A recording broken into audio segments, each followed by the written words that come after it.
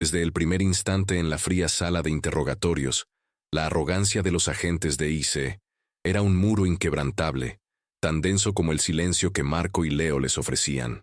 La luz fluorescente rebotaba en las paredes grises, creando un ambiente estéril, deshumanizante, que contrastaba con la vitalidad contenida de los dos hermanos. Marco, el mayor, mantuvo su mirada fija en el agente Miller, un hombre corpulento con una sonrisa petulante que parecía disfrutar de su poder momentáneo. A su lado, Leo, apenas 20, se aferraba a la dignidad que le quedaba, sus nudillos blancos apretando una silla de metal fría.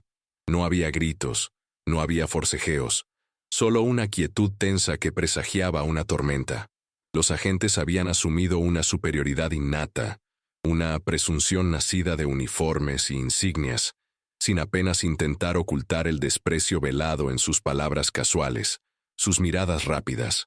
La sala apestaba a desinfectante y a promesas rotas, un hedor familiar para quienes, como Marco y Leo, habían aprendido a navegar por los márgenes de una sociedad que los veía con suspicacia. Recordaban las palabras de su padre, grabadas a fuego en su memoria. La dignidad no se pide, se mantiene, en cualquier circunstancia. Y ahora, en esta diminuta prisión provisional, esas palabras eran su único escudo.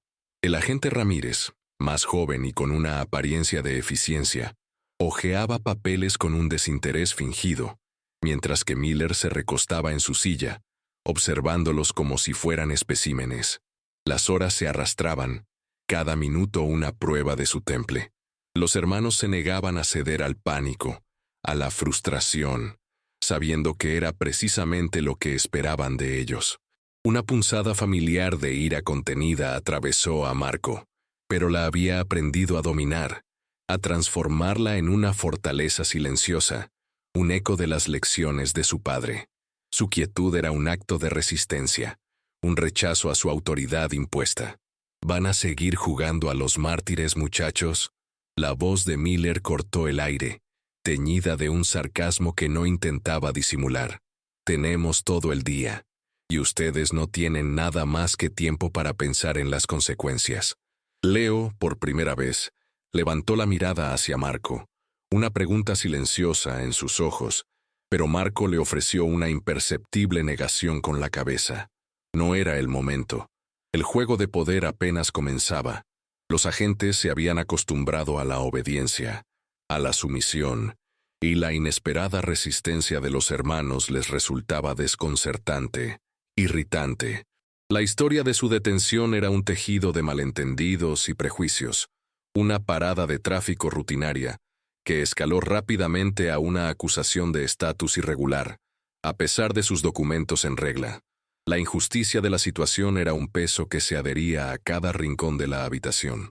Marco recordó la frustración, la impotencia que había sentido al ver a los oficiales ignorar sus palabras, sus explicaciones, actuando con una certeza infalible que bordeaba la ceguera.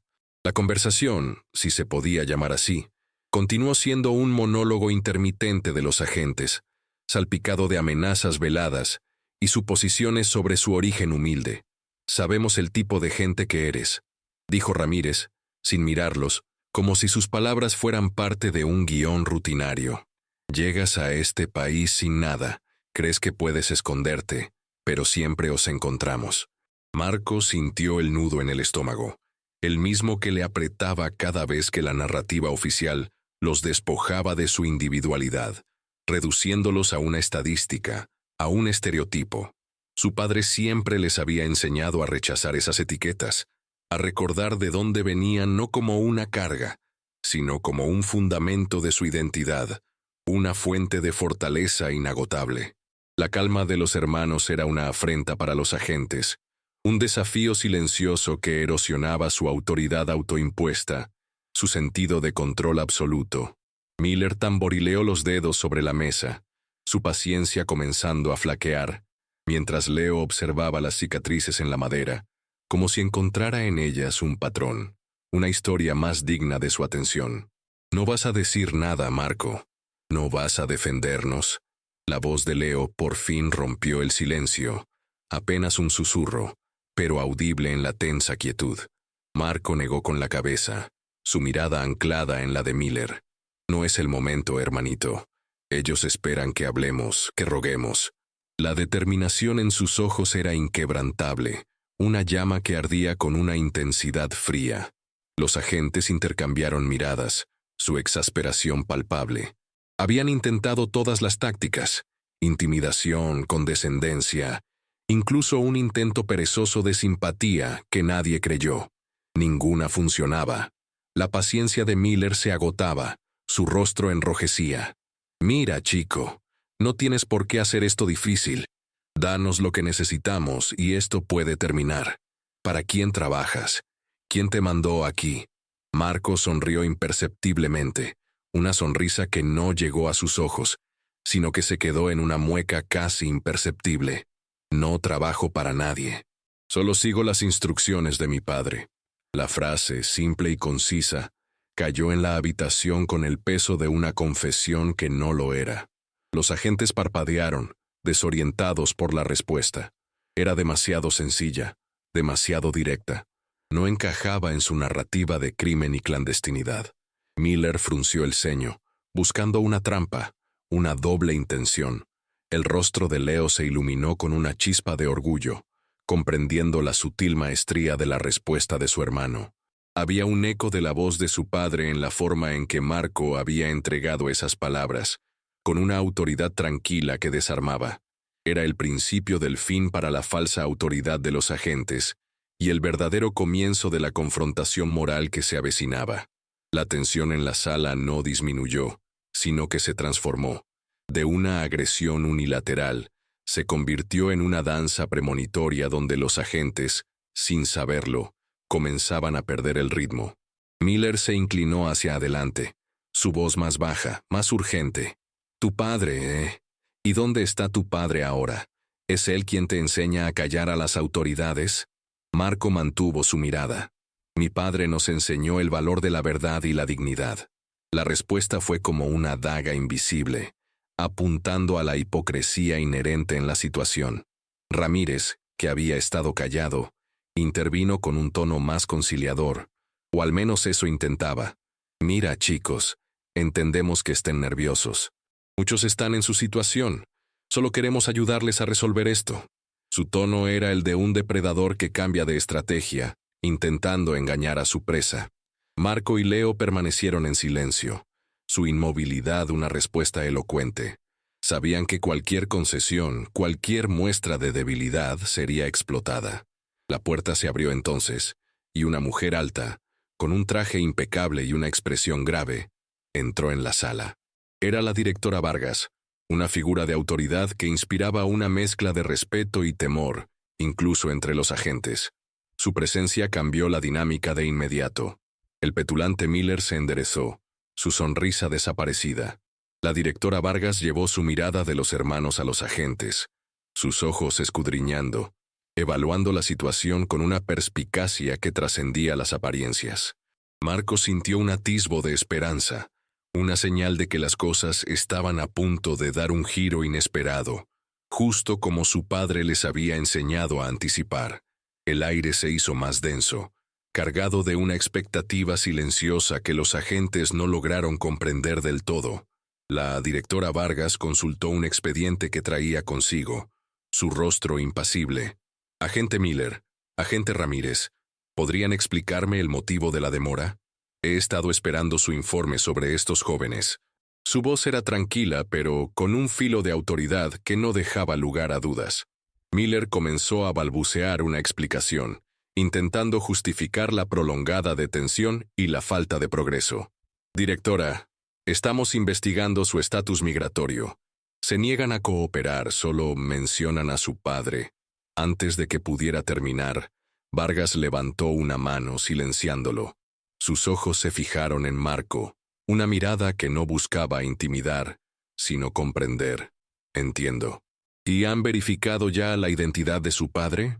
Su pregunta fue formulada con una calma escalofriante, una pausa que se extendió, cargada de una expectación que solo ella parecía comprender. El silencio que siguió fue atronador. interrumpido solo por el tic-tac de un reloj de pared invisible. Miller palideció, y Ramírez tragó saliva ruidosamente. La pregunta de la directora Vargas no era casual, era una bomba de tiempo. Directora, su identidad no parecía relevante en ese momento, balbuceó Miller.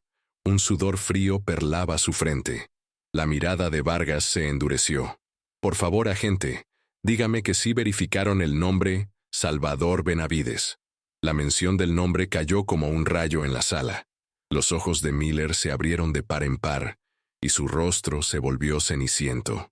El agente Ramírez dejó caer los papeles que sostenía. La arrogancia se había desvanecido, reemplazada por un pánico abyecto. Marco y Leo, inmóviles, observaron la transformación, su dignidad intacta, el poder de su silencio magnificado por la revelación. Era el giro irónico que su padre les había prometido. La inversión de las dinámicas había comenzado, implacable y silenciosa, como la justicia que tarda pero llega. El agente Miller, tambaleándose, apenas logró formar las palabras: Salvador Benavides. Es el Salvador Benavides. La directora Vargas asintió lentamente, su expresión grave, casi decepcionada. El mismo, juez Salvador Benavides, presidente de la Corte de Apelaciones del Quinto Circuito, un hombre que ha dedicado su vida a la justicia, y a quien ustedes acaban de someter a un interrogatorio arbitrario y discriminatorio, sin siquiera molestarse en verificar sus antecedentes. Las palabras de Vargas no fueron un grito, sino un susurro cargado de una autoridad que destrozó la confianza de los agentes.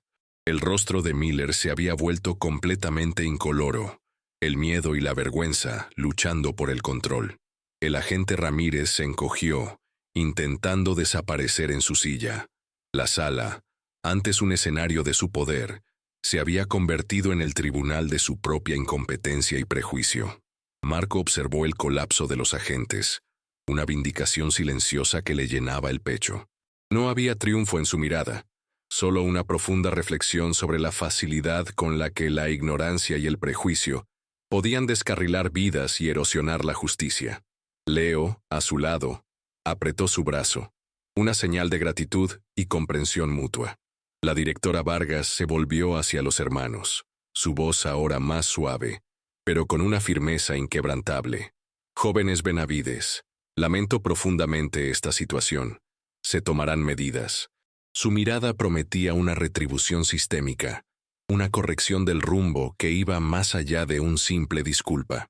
Los agentes, símbolos de un sistema imperfecto, estaban ahora expuestos en su fragilidad, su prejuicio desenmascarado por la verdad. La confrontación moral se había librado y ganado, no con gritos, sino con la persistencia de la dignidad y la inesperada revelación de una verdad que recontextualizó todo. La directora Vargas se aseguró de que los hermanos fueran liberados de inmediato. Sus disculpas no solo verbales, sino manifestadas en acciones rápidas y decisivas. Los agentes Miller y Ramírez, humillados y abatidos, evitaron sus miradas. Su arrogancia se había desvanecido por completo, reemplazada por una mezcla de pavor y resignación. Marco y Leo salieron de la fría sala con la misma dignidad con la que habían entrado, pero ahora, con un peso diferente en sus hombros. El peso de una batalla ganada no por la fuerza, sino por la verdad. El sol de la tarde les pareció más brillante, el aire más puro, como si el incidente hubiera purgado algo dentro de ellos, y quizás de la institución misma. Era un recordatorio de que, incluso en los pasillos más oscuros del poder, la luz de la verdad podía penetrar, empoderando a los marginados y exponiendo la hipocresía. El incidente, aunque doloroso, se convirtió en una cicatriz que recordaba su resiliencia. Marco y Leo continuaron sus vidas, pero con una comprensión más profunda de la fragilidad de la justicia y la necesidad constante de defenderla. Su experiencia no fue un caso aislado, sino un espejo de la lucha diaria de muchos, un testimonio de la necesidad de vigilancia contra el sesgo sistémico. La historia de los hermanos Benavides se tejería en las conversaciones de pasillo, un susurro de advertencia para aquellos que ejercían el poder con negligencia.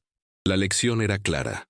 La apariencia de un individuo nunca debe ser un pretexto para el prejuicio, y la verdad, aunque a veces se retrase, siempre tiene el poder de recontextualizar la realidad, de invertir las dinámicas de poder. La vindicación que sintieron no fue por haber ganado contra individuos, sino por haber puesto en evidencia la ceguera de un sistema que demasiadas veces permitía que el prejuicio nublara el juicio. Su ira contenida se había transformado en una fuerza reflexiva, un motor para el empoderamiento no solo personal, sino colectivo.